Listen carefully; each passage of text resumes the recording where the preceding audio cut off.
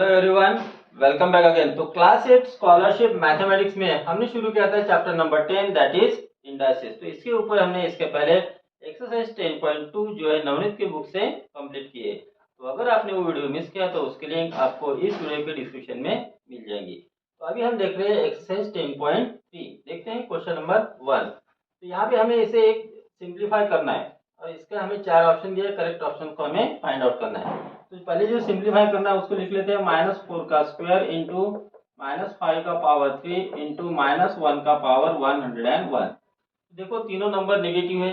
अब negative numbers के बारे में एक जान लो आप कि नेगेटिव नंबर्स का पावर अगर इवन नंबर होता है, नेगेटिव नंबर्स का पावर इवन नंबर जैसे पावर 2 है, 4 है, 6 है, 8 है, 10 है, इस तरह से अगर पावर आता है तो उसका आंसर रहता है पॉजिटिव। और नेगेटिव नंबर का पावर अगर ऑड नंबर होता है, ऑड नंबर जैसे 1, 3, 5, 7, 9, 11 इस तरह से, तो उसका जो आंसर है वो आता है निगेटिव। ठीक है। अब देखो -2 4 का पावर 2 है, निगेटिव नंबर का पावर इवन नंबर है तो इसका आंसर पॉजिटिव आएगा। और 4 का स्क्वायर होता है 16, so will write here 16 multiply. देखो यहाँ पे -5 का पावर 3 है, निगेटिव का नंबर का पावर ऑड नंबर है, यानी इसका आंसर निगेटिव आएगा। तो सबसे पहले ब्रैकेट में निगेटिव लिख लेते हैं। तो 5 का जो क्यूब है वो होता है 125, so will write here 125 multiply -1 का पावर 101 है, पावर जो है वो ऑड है या इवन है, तो पावर जो है वो है ऑड नंबर। तो पावर जब ऑड होता है तो आंसर आएगा निगेटिव। और -1 का पावर आप कितना भी लो तो वन ही, मतलब 1 का पावर आप कितना भी लो तो 1 ही रहता है, तो इसका आंसर हो जाएगा फिर -1। ठीक है। अब यहाँ पे देखो माइनस इंटू माइनस प्लस हो गया, 125 को 1 से मल्टीप्लाई करो तो 125 आ गया।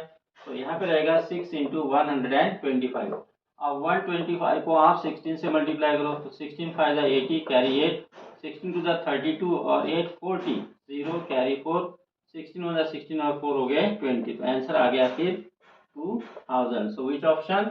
तो option number 4 is correct answer. Next हम देखते हैं क्वेश्चन नंबर 2।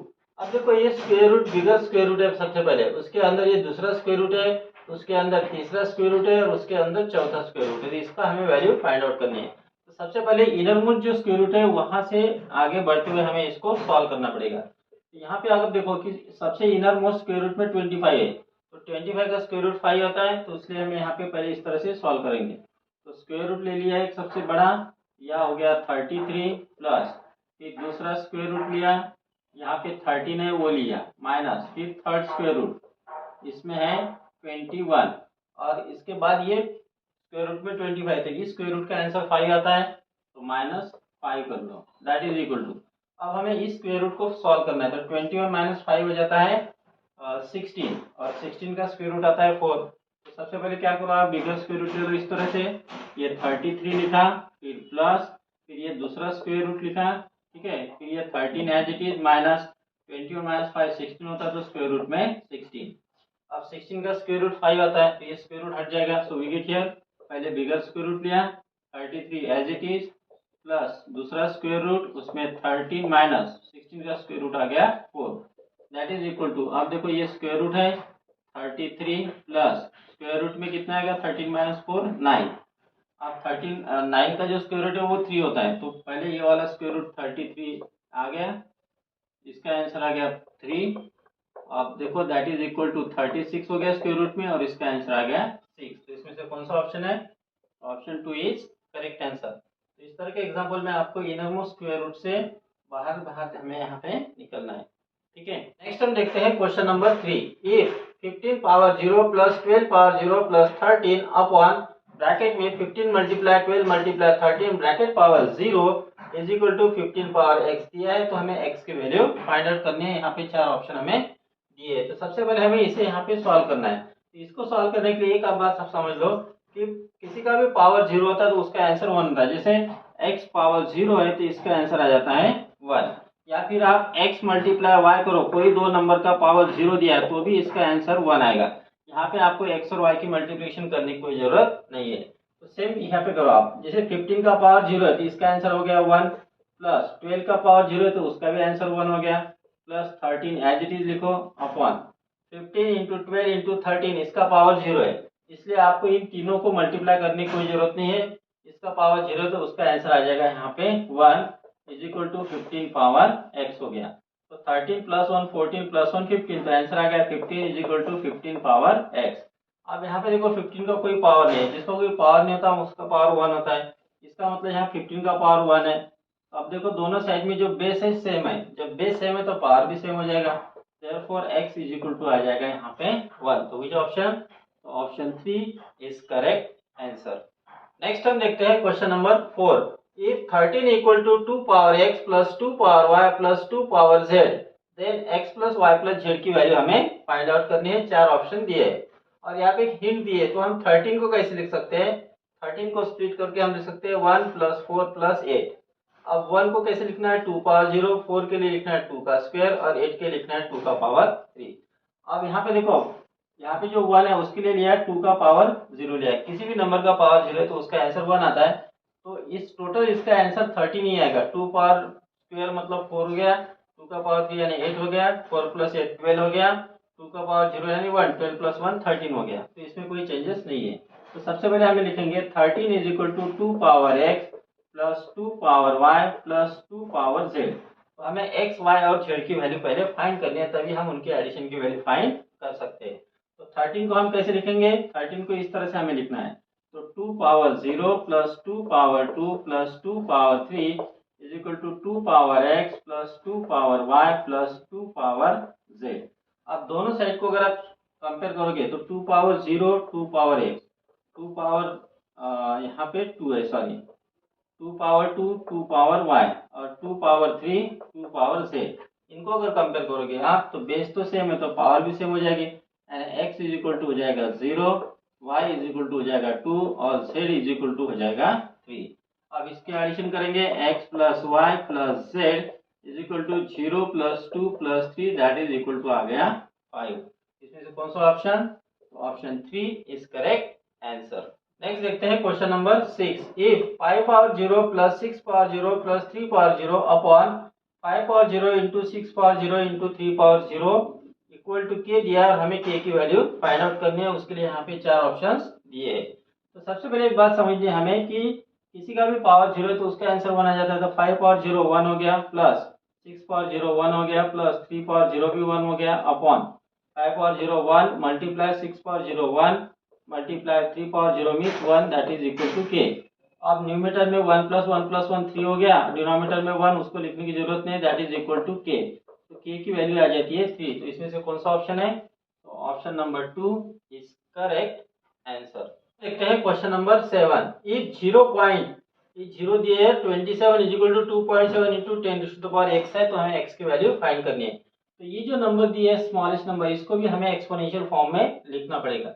सबसे पहले देखो 0 पॉइंट कितनी बार है? 0 1 2 3 4 5 6 7 8, 8 टाइम्स 0 है, ठीक है। तो और फिर डिजिट कितने हैं? 2 है, 8 और 2 10।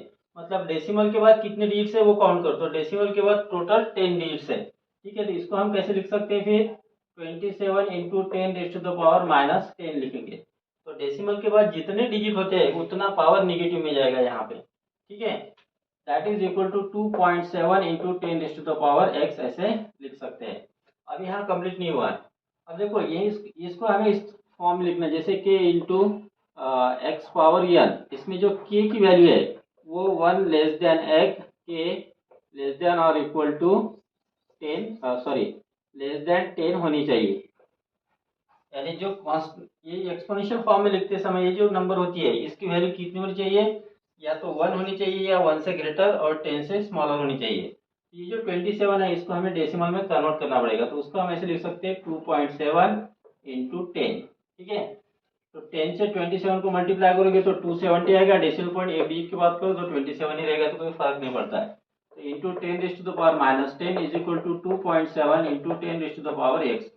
अब देखो यहाँ 10 का पावर कोई नहीं मतलब 1 है, बेस सेम है तो मल्टीप्लिकेशन में पावर की एडिशन होती है। So we get here 2.7 into 10 raise to the power 1 minus 10 कितना होगा? Minus 9 is equal to 2.7 into 10 raise to the power x। अब दोनों साइड में देखो 2.7 कैंसिल हो गया, यहाँ पे रह गया 10 power minus 9 is equal to 10 power x। LHS और आरएचएस में बेस सेम है, इसका मतलब पावर भी सेम हो जाएगा, देयरफॉर x की वैल्यू हो जाएगी -9। तो इसमें से कौन सा ऑप्शन है? तो option number 3 is correct answer. Next we will see question number 8। If 7 power 6 upon 7 power minus bracket में m प्लस 5 इक्वल टू 1 है, तो हमें m की वैल्यू फाइंड आउट करनी है। तो हमें क्या दिया है यहाँ पे 7 power 6 upon 7 power minus bracket में m plus 5 is equal to 1 दिया है। अब देखो हम क्या करते हैं, डिवीजन में पावर की सब्ट्रैक्शन करते हैं। देखो दोनों का बेस सेम है तो डिवीजन में पावर की सब्ट्रैक्शन होती है। So we will get here 7 power, यहाँ पे 6 है माइनस, तो इसको हमें माइनस करना है, इसलिए लिखेंगे स्क्वायर ब्रैकेट माइनस और ब्रैकेट में आएगा m plus 5 is equal to 1। अब देखो यहाँ पे माइनस इंटू माइनस प्लस हो जाएगा। So we get here 7 is equal to 6 plus bracket में m plus 5 that is equal to 1। ठीक है, अब देखो 6 प्लस 5 11 होता है। So we write here 7 power 11 plus m is equal to 1। अब ये 1 के लिए हम 7 पावर 0 भी लिख सकते हैं, तो यहाँ पर हम लिखेंगे 7 पावर 0। ये क्यों लिखा, क्योंकि दोनों साइड का बेस सेम हो गया तो पावर भी सेम हो जाएगा। देयरफॉर हमें मिलेगा 11 plus m is equal to 0 और फिर m इज इक्वल टू हो जाएगा माइनस 11। ठीक है, तो इसमें से कौन सा ऑप्शन है, तो ऑप्शन 2 इज करेक्ट आंसर।